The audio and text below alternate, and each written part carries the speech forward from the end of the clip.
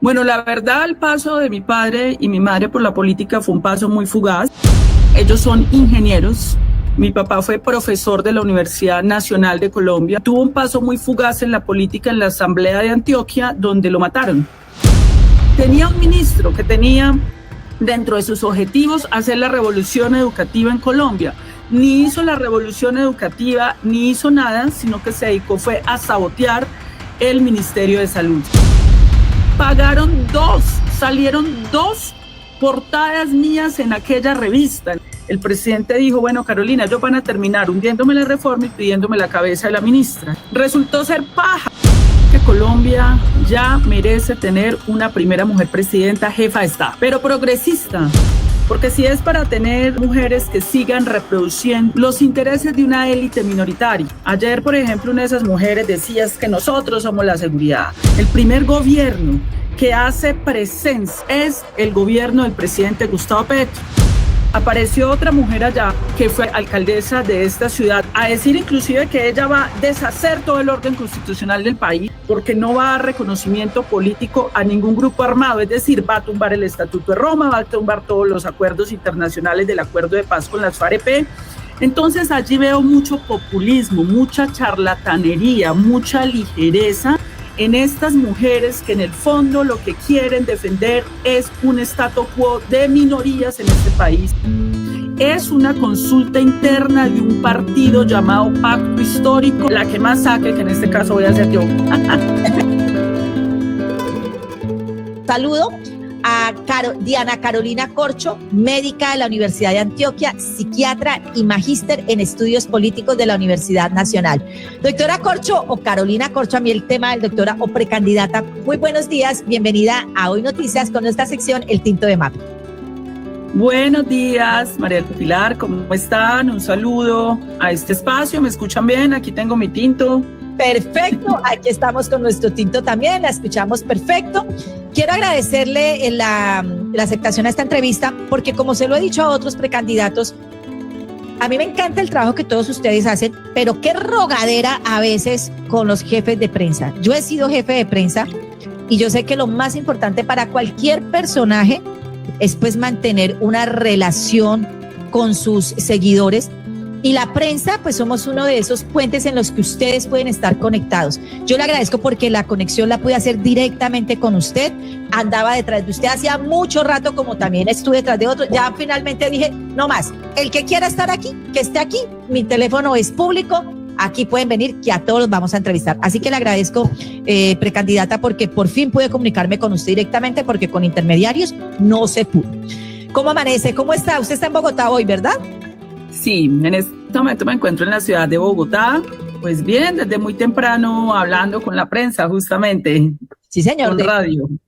De eso se trata. Pues Carolina Corcho, como lo decía, es una de las personas que hoy pues está, digámoslo, en tema, y ya por lo menos la están metiendo en las encuestas, ¿no? Porque a usted la tenían invisibilizada o, como decimos aquí en mi casa, ninguneada. O sea, ni para allá ni para acá. ¿Cómo ha visto usted el resultado de las últimas encuestas? ¿Usted le cree a las encuestas? Bueno, yo escuché un análisis que hizo César Caballero, que él maneja la encuestadora de cifras y conceptos, y él decía que en este momento, en la última encuesta que él hizo, el 83% de las personas no están pensando en un proceso electoral. Cuando tú tienes esas cifras tan altas, los márgenes de error de las encuestas son superiores al 10%. Es decir, si fuéramos a ser serios y técnicamente se le tuviera que explicar a la ciudadanía qué significa el resultado de las encuestas, es que todos los que están ahí están en empate técnico.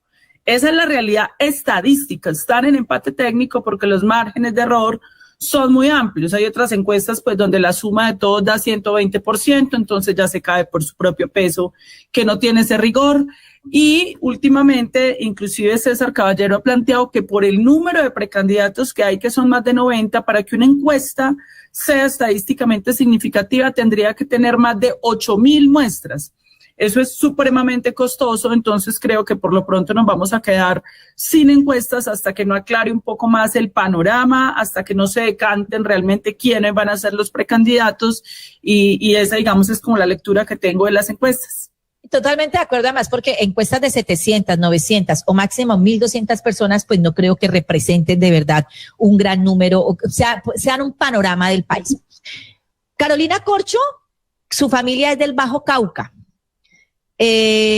Su mamá fue alcaldesa, si no estoy mal, su mamá fue alcaldesa liberal de Zaragoza entre 1990 y el 92. Usted me dice si me equivoco de año, no creo que me peleé, pero creo que de 90 y 92.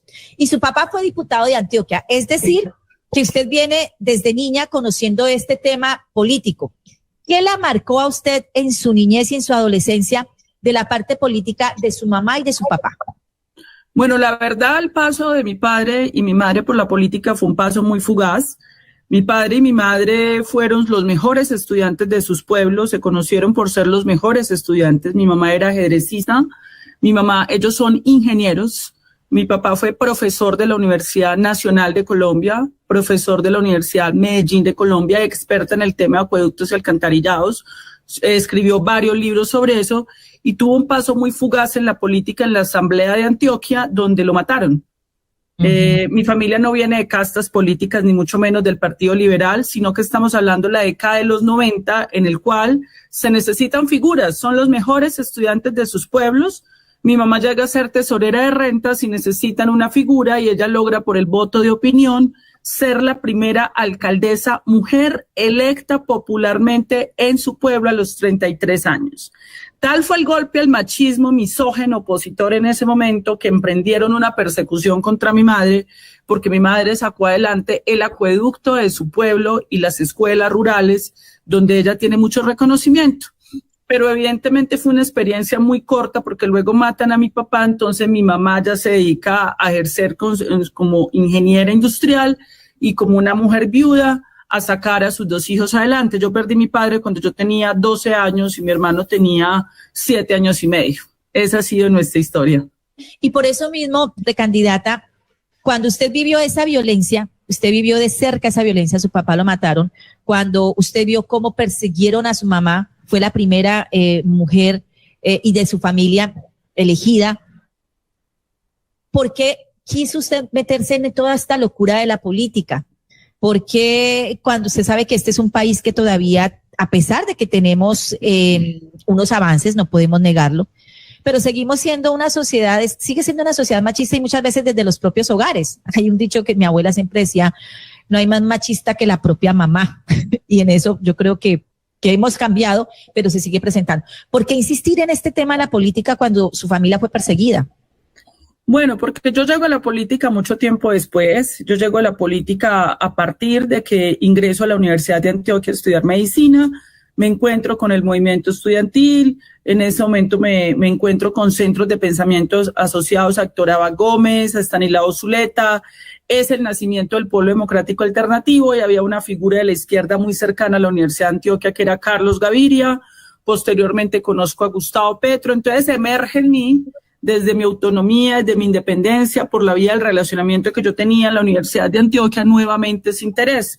Sin embargo, yo me vengo a Bogotá a seguir estudiando psiquiatría, a seguir en el ejercicio de la medicina y allí es donde asumo la dirigencia gremial y de la sociedad civil. Yo he tenido una trayectoria como presidenta de agremiaciones médicas. Un poco yo le digo a Margarita Rosa de Francisco que es un poco como la gaviota, que la gaviota era una recolectora por allá de un pueblo y luego termina siendo una dirigente muy importante del gremio cafetero. Es más o menos esa la historia mía.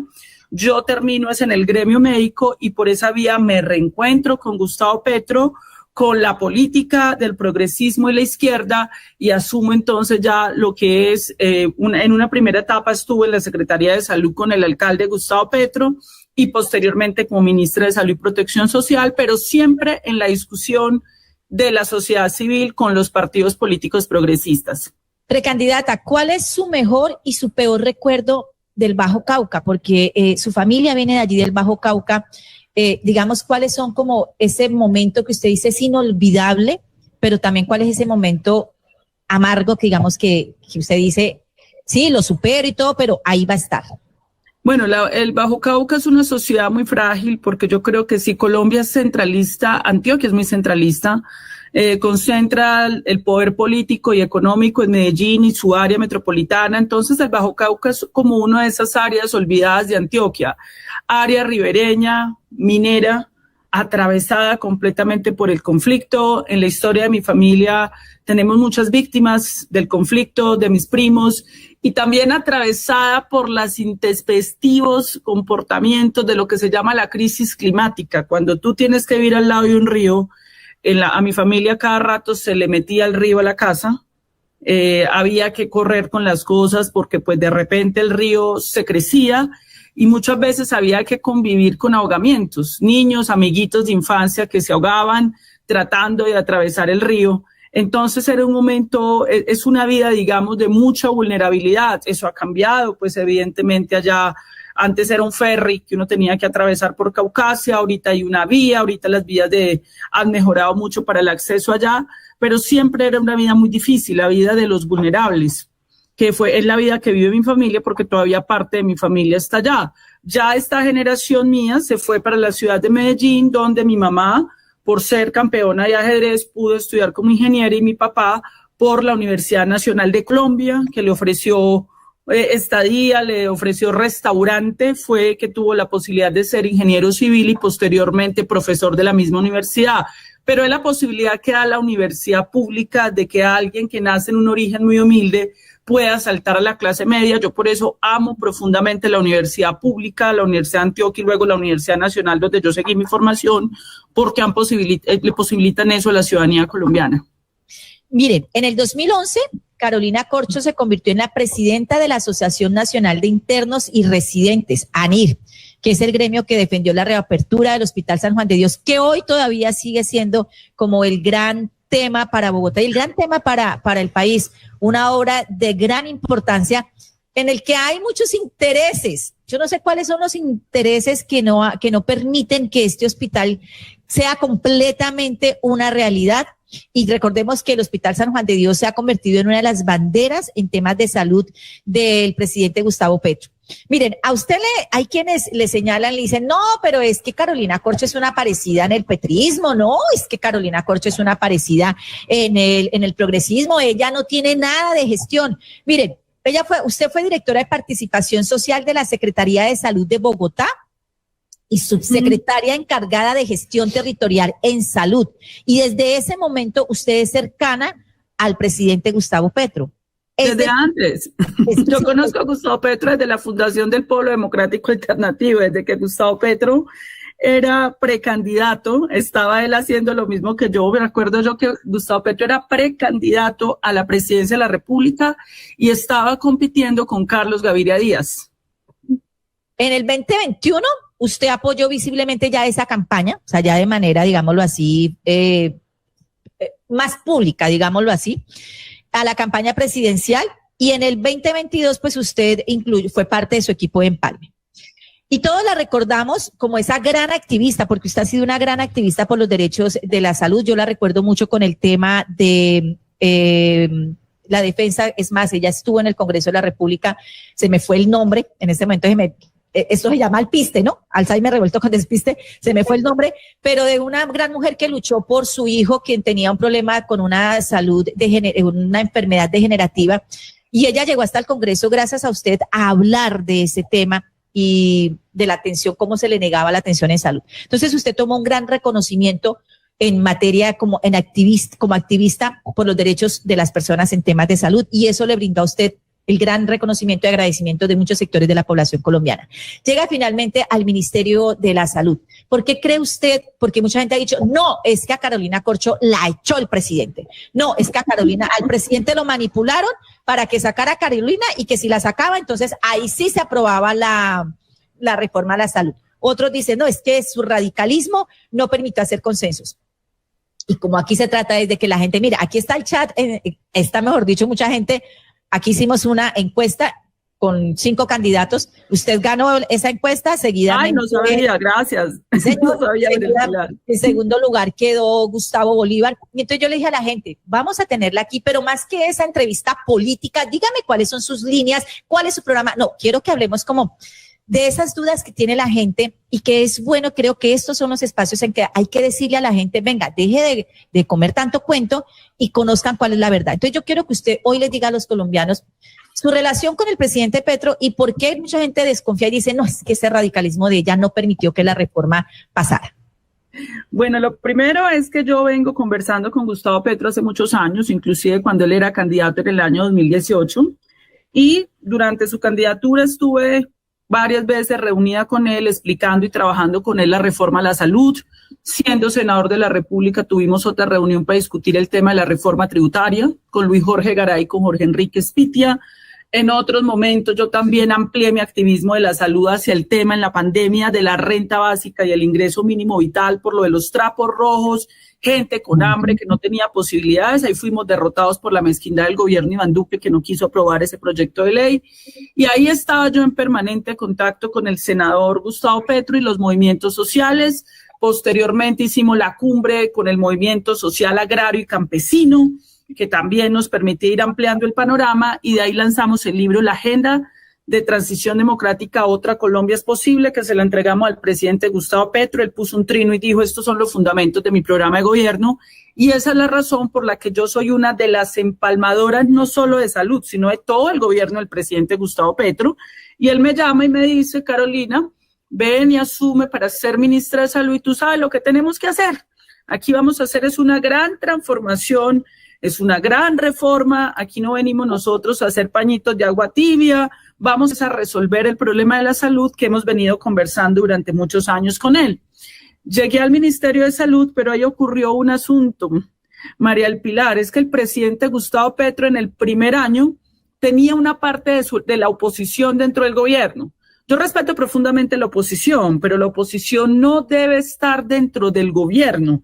La oposición se le deben respetar sus derechos allá, pero resulta que había por lo menos 3 o 4 ministros ejerciendo la oposición a la reforma a la salud, y eso ocasionó un desgaste. Pues imagínense que a mí me tocó hacer casi que un ministerio de Hacienda paralelo, dirigido por Luis Jorge Garay, para hacer los estudios económicos propios de la reforma a la salud, porque el ministro de Hacienda, sin conocer la reforma a la salud, ya había dicho que él no iba a permitir que eso ni siquiera se pudiera radicar. Entonces, mucho tiempo pasé en debates internos con la oposición.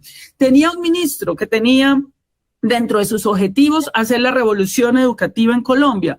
Ni hizo la revolución educativa, ni hizo nada, sino que se dedicó fue a sabotear el Ministerio de Salud. Y ya finalmente pues se aliaron desde el interior del gobierno con los 3 presidentes de los partidos políticos, el señor Fincho Cepeda, que creo que ya es bastante conocido el papel que juega ese señor, la señora Dilian Francisca Toro y el señor César Gaviria.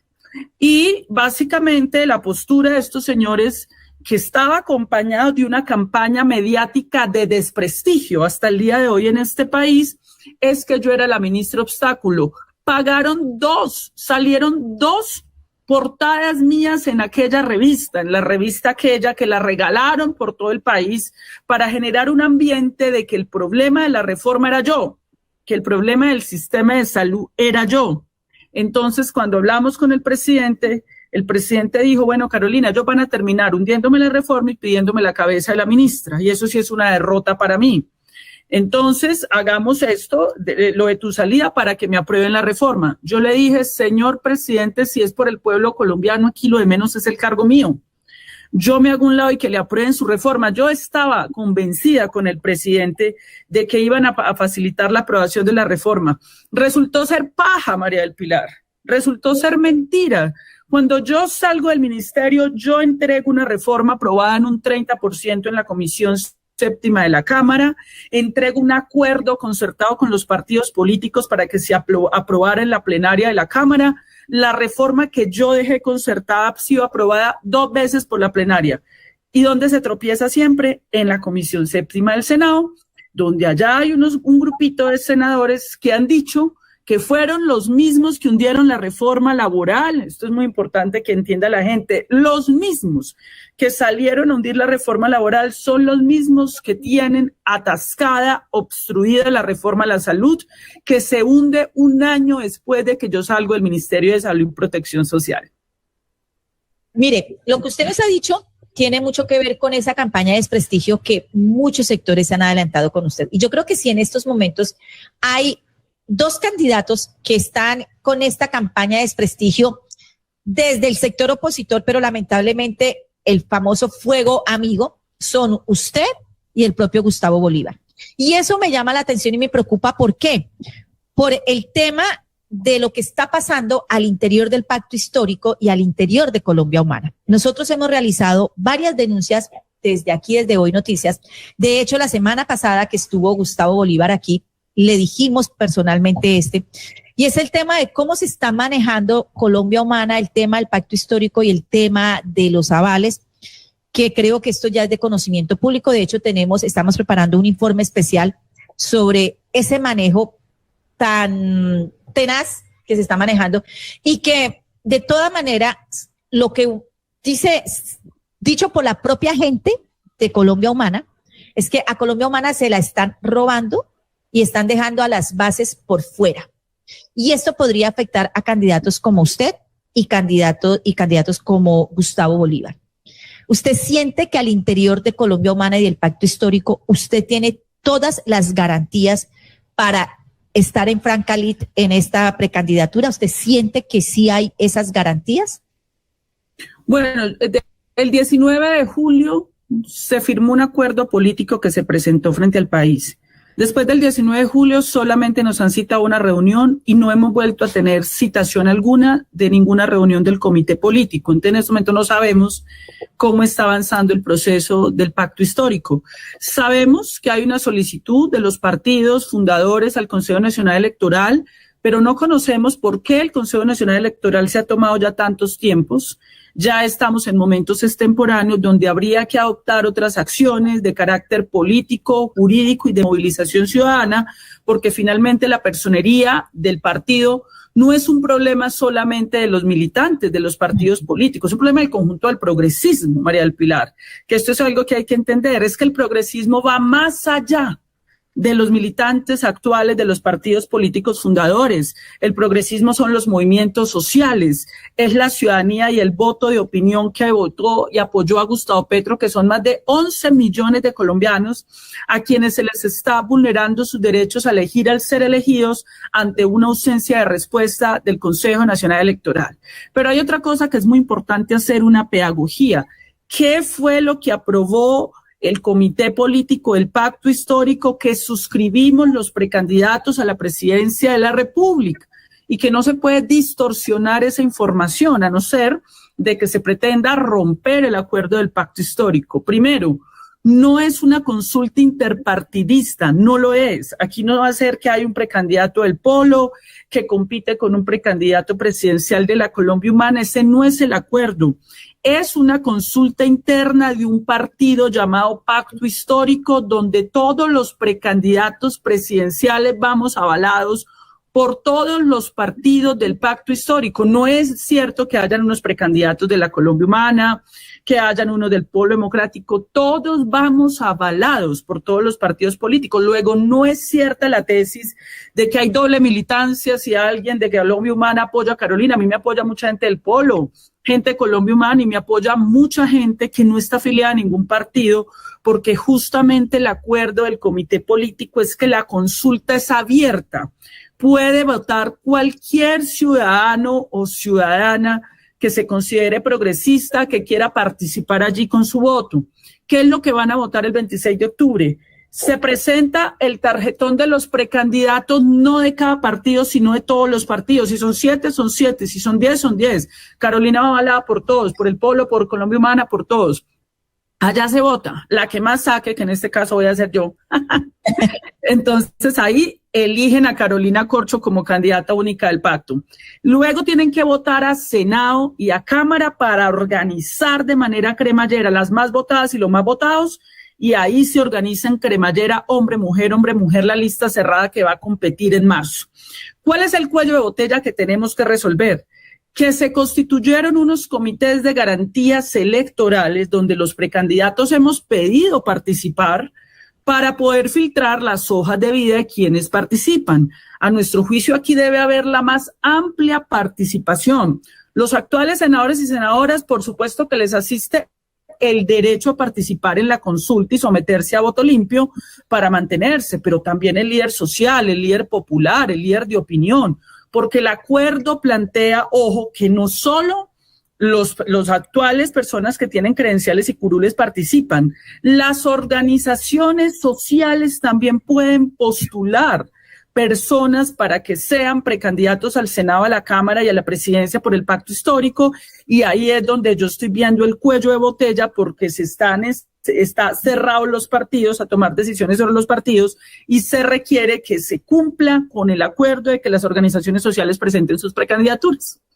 Ese es el grandísimo cuello de botella que hay, doctora Carolina, y ese es el gran temor de las bases, porque por lo menos aquí en el Valle del Cauca, los comités que se han conformado de ética, pues están ya y se tiene ya prácticamente a dedo nombrados quiénes van a ser las personas que van a encabezar esas listas, dejando por fuera a los verdaderos liderazgos sociales.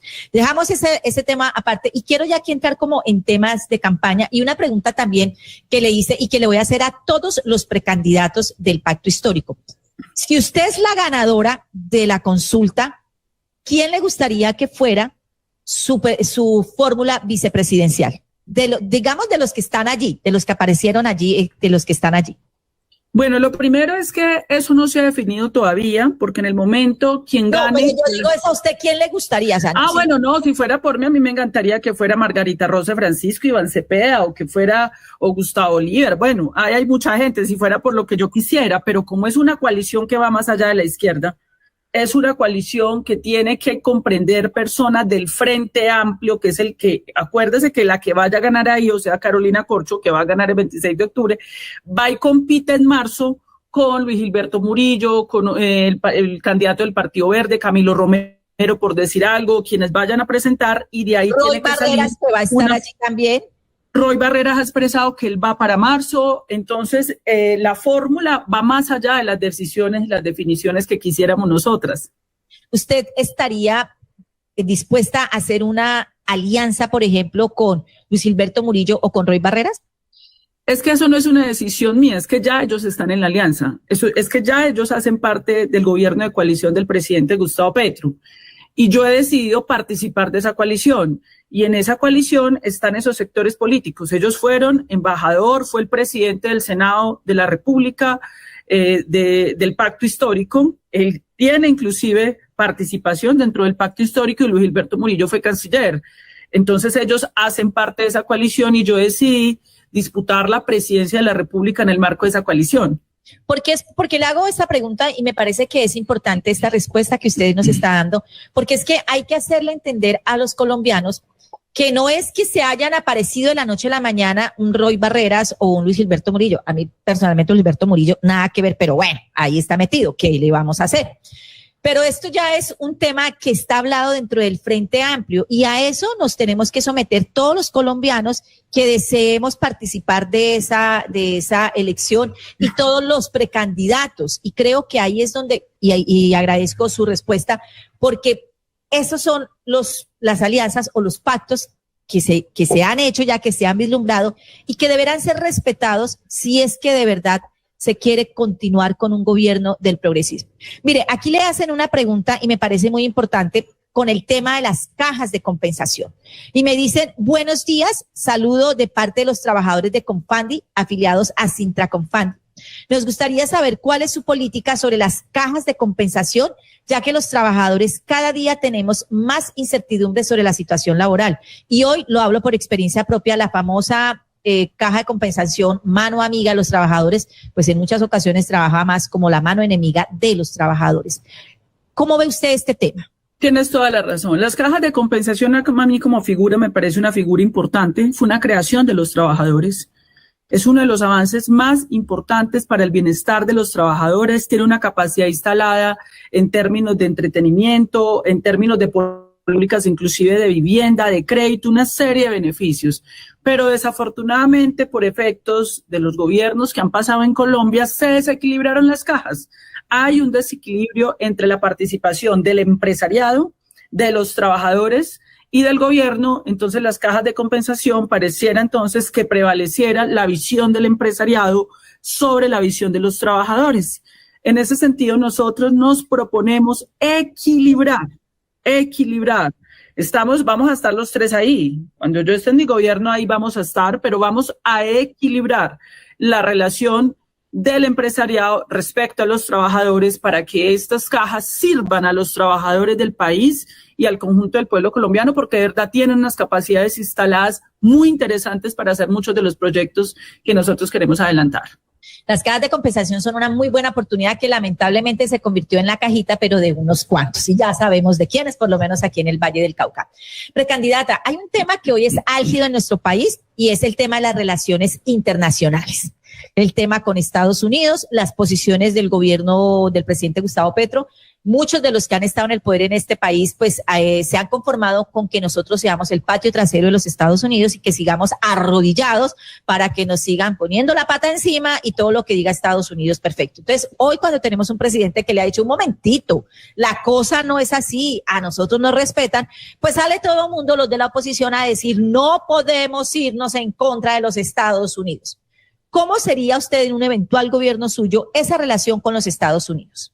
Bueno, lo primero es que quien ha cambiado la relación en su política internacional ha sido los propios Estados Unidos, y no solamente con Colombia, sino con el mundo entero. Recordemos que Donald Trump se hizo elegir bajo la lógica de varios elementos. Primero, expulsar a los migrantes de los Estados Unidos, que son más de 12 millones de personas del mundo entero y de América Latina, que han ayudado a la industrialización de los Estados Unidos en materia de agricultura, en materia de construcción, son quienes atienden en los restaurantes, en los hoteles, y han aportado al avance de los Estados Unidos y los países del norte. Lo segundo que dijo Donald Trump es que iba a continuar con una economía basada en el petróleo, lo cual contraviene nuestra política de Estado frente a la crisis climática en el mundo y en los distintos mecanismos y lugares donde nos hemos expresado de manera multilateral. Y lo tercero es que Donald Trump dice, vamos a reindustrializar a los Estados Unidos de manera rápida, y para eso vamos a subir los aranceles, los impuestos que se cobran para el ingreso de bienes y servicios a los Estados Unidos, para que podamos obligar a que las empresas se asienten en los Estados Unidos. Y desde ese punto de vista ha hecho una ruptura unilateral de varios tratados de libre comercio. Frente a eso, yo comparto la postura del presidente Gustavo Petro. Nuestra relación comercial con los Estados Unidos supera hoy el 25% de nuestra economía. Yo creo que es un socio muy incierto por las decisiones unilaterales que ha tomado.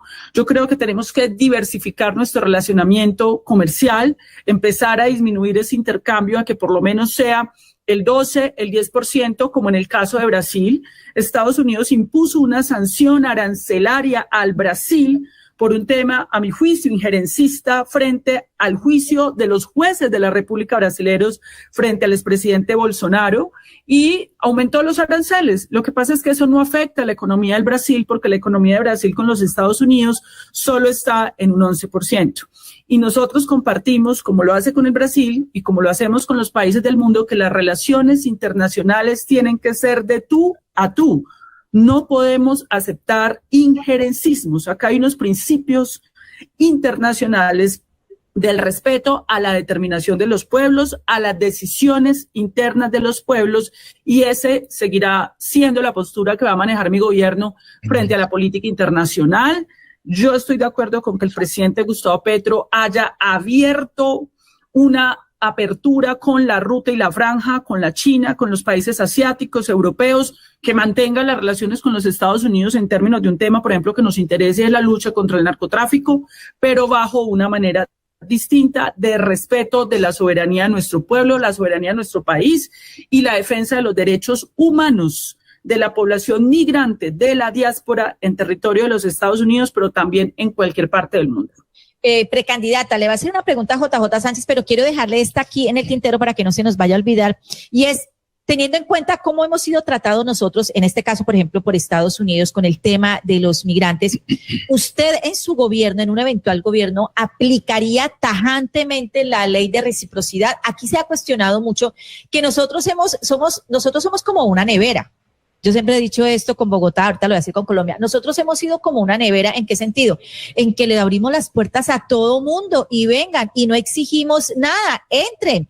Y siempre se decía, bueno, mínimamente unos antecedentes, mínimamente algo, pero aquí abrimos, y aquí, así como en otros países, en España, en Chile, en Estados Unidos y en otros países, en Perú. Lamentablemente hay colombianos delinquiendo, eso es una realidad. En Perú se conoció el tema de los gota a gota, fue gracias a los colombianos, eso no existía allá y fue gracias a los colombianos que se conoció eso. En Costa Rica también llegó y vergonzosamente bandas colombianas. Entonces, para que tenga presente esta pregunta y me la responda ahora, ¿usted aplicaría tajantemente el principio de reciprocidad y si a nosotros nos cierran las puertas, usted también empezaría a exigirle todo el trámite legal, judicial, antecedentes a los ciudadanos extranjeros que quieran ingresar a nuestro país? Pero primero le va a hacer una pregunta, esa para que la tenga allí, porque JJ está que se habla. A ver, don JJ. Buenos días, doctora Carolina Corcho. Claro, mire, mi pregunta es, usted es precandidata en este momento y hay otras precandidatas mujeres también que aspiran a ser presidentas de Colombia. ¿Usted cree que ya es hora de que las riendas de nuestro país las tome una mujer? ¿Y qué hacer usted cuando ya sea usted presidenta de la República de Colombia? ¿Qué hacer para ya mejorar definitivamente el sistema de salud? Porque usted sabe, usted fue ministra de Salud, trató de hacer algo por la salud de Colombia, por la salud de los colombianos. ¿Qué hacer cuando usted ya sea presidenta de nuestra nación? ¿Qué hacer para mejorar el sistema de salud que definitivamente pues sigue con falencias? Sigue, pero mejor dicho, sigue mal. Terrible. Bueno, lo primero que tengo que decir es que Colombia ya merece tener una primera mujer presidenta, jefa de Estado, pero progresista, porque si es para tener algunas mujeres, que estuve viendo un debate al cual no fuimos invitados, fuimos censurados y vetados por el señor Bruce McMaster para participar en el debate del sector empresarial que él representa, que no es todo el empresariado del país, si es para tener mujeres que sigan reproduciendo los intereses de una élite minoritaria. Ayer, por ejemplo, una de esas mujeres decía que nosotros somos la seguridad, nosotras vamos a ser el poder de la fuerza pública en el territorio. ¿Sabían ustedes que en ninguno de los gobiernos de Uribe, en los gobiernos de ellas, la fuerza pública entró el Catatumbo y el Plateado? No existía el Catatumbo ni el Plateado por la fuerza pública colombiana. El primer gobierno que hace presencia con el respeto a los derechos humanos, por supuesto, de la fuerza pública en esos territorios es el gobierno del presidente Gustavo Petro. Entonces es pura demagogia.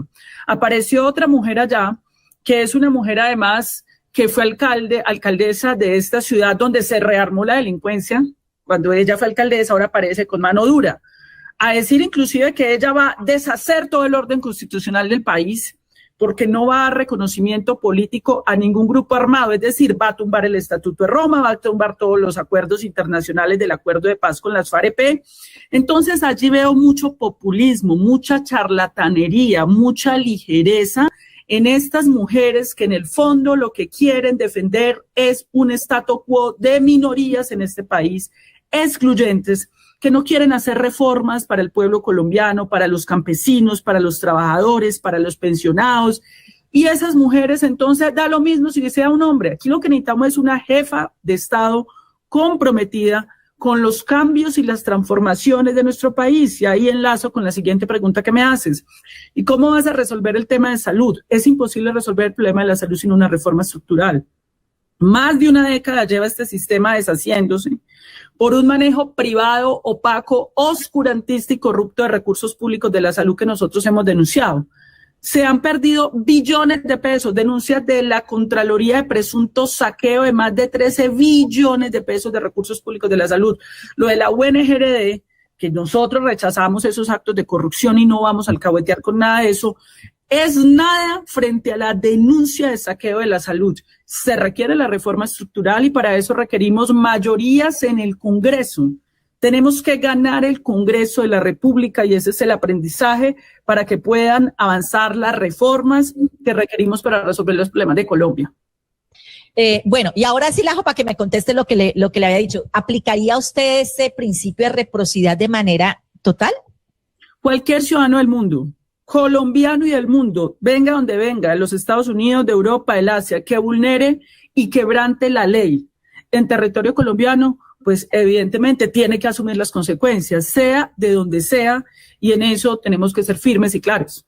Pero les pediría, por ejemplo, para cuando impondría algunas normas para los ciudadanos que van a ingresar al país, lo hablo y con todo respeto de los ciudadanos venezolanos que están en nuestro país y de otros países, pero se les pediría empezar a pedirles, vengan, es que si nos cierran las puertas en Estados Unidos, entonces les cerramos las puertas también nosotros a estos ciudadanos. Si en tal parte nos están pidiendo visa, pues nosotros vamos a pedir visa también, porque es que hay países que nos están pidiendo visa a nosotros y nosotros nada, entren. Listo, Esos podrían ser temas para analizar, María del Pilar. Yo no lo había pensado así. Nosotros nunca hemos tenido ese tipo de restricciones porque nosotros hemos permitido, inclusive con el gobierno del presidente Gustavo Petro, ha habido un aumento de la inversión extranjera que nos interesa mucho por el avance de la economía, pero no está de más que nosotros analizáramos ese tipo de medidas. Lo que te quiero decir es que en el fondo de nuestra política está el tratamiento de tú a tú con cualquier Estado y la exigencia de que no vamos a permitir la vulneración de nuestros connacionales en ninguna parte del mundo, y eso requiere una reforma a la política migratoria. Las embajadas tienen que estar al servicio de la gente, con consulados móviles. Las embajadas no pueden ser escenarios de transacciones y negocios de las transnacionales del mundo para venir a hacer importaciones en Colombia, sino que se te tienen que poner al servicio del pueblo colombiano en la diáspora, que calculamos son 10 millones, es decir, no somos 50 millones de colombianos, somos 60 millones, y esas medidas que tú planteas podrían ser analizadas. Pues le agradezco que la tenga en cuenta. Y mire, aquí la gente está mejor, todo el mundo quiere preguntarle, aquí está, le manda, mire, un mensaje, le decían aquí que su familia, que tú iban a votar por usted, en fin. Pero aquí, como la idea es escuchar al de a pie, aquí me escribe la señora Liliana María, a ver, estoy en 3 pantallas. Liliana María Montaño desde Cali nos dice, buenos días, por favor, pregúntale a la doctora Corcho por el deporte, ¿qué va a hacer por los deportistas? Y sí que es importante esto porque es que el deporte lo dejan de último, el arte y la cultura. Este gobierno ha tratado porque no ha podido hacerlo del todo, porque hay tantos amarres y hay tantos intereses y hay tan poco recurso y hay tanta oposición que finalmente no es mucho lo que se puede hacer, aunque se ha hecho. El deporte y la cultura son las cenicientas de este país. Desde su gobierno, ¿cuál sería, si usted llegase a ser la presidenta, el compromiso real con el arte, la cultura y el deporte de Colombia? Sería completo porque, mira, uno de los temas centrales para nosotros es la salud. Yo me reunía con las ministras del deporte en ese momento de cómo no solamente incentivamos el deporte o el deportista de alto rendimiento, que hay que apoyarlos porque en este momento van a competencias casi que sostenidos por sus familias, haciendo rifas, porque son 4 o 5 grupos los que están beneficiados de las políticas públicas del Ministerio del Deporte. Pero más allá del deporte, que hay que apoyarlo, hay que apoyar la actividad física en todos los niveles. Recuerdo hace poco que estuve en una ciudad brasilera en un evento de la Organización Mundial de la Salud y yo veía desde las 6 de la mañana la gente trotando, haciendo actividad en bicicleta, con unas ciudades adaptadas completamente a la actividad física, porque vuelvo y te insisto, como salubrista, como psiquiatra, como salubrista mental, necesitamos más movimiento, que la gente se mueva. Eso hace parte de los mecanismos de prevención y promoción de la salud, y eso es una política conjunta que tiene que hacer el Ministerio de Salud con el Ministerio del Deporte. Y respecto al Ministerio de Cultura, hay una discusión. Nosotros queremos reindustrializar a Colombia. Ayer escuchaba a la directora del DANE, impresionante que el país logró la creación de más de 800,000 nuevos empleos. De esos más o menos un poco más de 300,000 son empleos en la manufactura, pero hay otros sectores que han crecido como industria, que es el arte, el entretenimiento y la cultura. Ese es un componente, digamos, de la reindustrialización del país. Pero por otro lado, toda transformación política y económica es una transformación cultural, es una transformación en el sistema de valores que tiene un país. Si nosotros queremos que un niño demócrata, que respete la diversidad, que sea pacifista, que ame al prójimo y que sea solidario y no individualista, necesitas una transformación cultural. Y la transformación cultural lo hace desde la escuela, desde los medios de comunicación y la opinión pública y desde el ámbito del arte y la cultura. No hay transformación política en Colombia si no hay transformación cultural, y eso es central y está en el corazón de toda la transformación que queremos continuar haciendo para nuestro país. Pues vamos a estar muy pendientes de esto y yo sé que usted tiene, por aquí Karen, yo sé que usted tiene tiempo porque tiene otra entrevista, pero pues es que hay que aprovecharla. A los precandidatos hay que aprovecharlos porque después cogerlos es más fácil coger un cometa. Karen Valencia también le tiene una pregunta. Hola, doctora Corcho. Hola, Karen. Bueno, yo tengo una pregunta y es sobre la salud mental, porque pues sabemos que ahora mismo la salud mental de los jóvenes no está muy bien. bueno, de alguno, hay que generalizar. Pero entonces usted como precandidata o ya precandidata pues presidencial oficial, ¿cómo mejoraría la atención en la salud mental y pues la medicina preventiva? Porque pues eso pues para mí es un tema también muy interesante y me gustaría pues saber más a profundidad qué harías tú en ese tema. Te hablo como psiquiatra y como experta en salud mental porque no necesariamente ser psiquiatra implica que eres experto en salud mental. Yo he sido profesora de psiquiatría y de salud mental. La salud mental va más allá de que tú tengas un trastorno o no. Por supuesto, mucha parte de la población va a tener depresión, va a tener ansiedad y por eso en la reforma a la salud hay un sistema de atención primaria en salud donde necesariamente va a haber el personal de la salud mental haciendo la detección temprana para identificar, por ejemplo, esa mujer que está en riesgo de feminicidio. Por ejemplo, para identificar a ese joven que está en riesgo de suicidio. Eso por el lado de la atención primaria en salud, que es un programa que en la reforma a la salud en la próxima década se va a aumentar los recursos de la salud progresivamente en un 27% para ser destinados a estos programas. Pero como la salud mental va más allá, la salud mental tiene que ver con el empleo del joven. Tiene que ver con la posibilidad que tenga el joven a desarrollar su proyecto de vida, sea cual sea. Si el joven quiere ser artista, si el joven quiere ser ingeniero, tiene que avanzar la política educativa. Hace poco el Ministerio de Educación mostraba unas cifras muy positivas. El gobierno hace muchas cosas y no las cuenta. Alrededor de 200,000 nuevos cupos en educación superior gratuita. Gratuita quiere decir pago por los impuestos de los colombianos, pero que no tiene que ir a endeudarse ese joven, que muchas veces terminan con riesgo suicida por esas deudas del ICT, sino que el Estado asume esa política, hay que profundizarla, pero además el joven tiene que estar inserto dentro de la política que vamos a tener para reindustrializar a Colombia, para que participe en esa industria, agroindustria que tenemos que empujar en nuestro país. El crecimiento económico de nuestro país va de la mano del crecimiento de la agricultura y habrá muchos jóvenes que quieren participar de ese proceso que no es solo el campo, es la comercialización de alimentos en las ciudades y las exportaciones, y ahí hay oportunidad de empleos a los jóvenes. Por ejemplo, los que les gusta la ciencia, la tecnología y la innovación, hay que impulsar una industria de la transición energética para generar otro tipo de energías, eólica, solar, en nuestro país que permite ir haciendo la transición de esos combustibles como el petróleo o el carbón, que no lo vamos a sacar de un día para otro, pero que tiene que haber un cambio en la estructura productiva del país.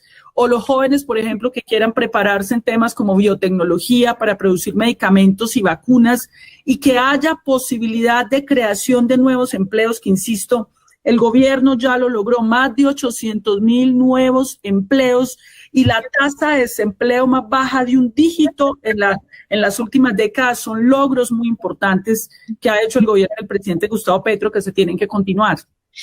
Precandidata, finalmente yo sé que se tiene que ir y se nos quedan muchos temas, pero sé que también la tendremos en otra entrevista aquí. Finalmente, ¿por qué la gente debe votar por usted en la consulta para escoger el candidato del progresismo? ¿Por qué cree que la gente debe confiar? ¿Cuál es su garantía de confianza? Y voy a decir algo que puede sonar un tantito feo, pero la gente está decepcionada de muchas personas en las que confiaron en las elecciones pasadas como progresistas y terminaron pues dándole la espalda al progresismo, teniendo unas posiciones, y voy a decirlo con nombre propio, como la misma vicepresidenta Francia Márquez, que hoy en los territorios hay una gran decepción por ella.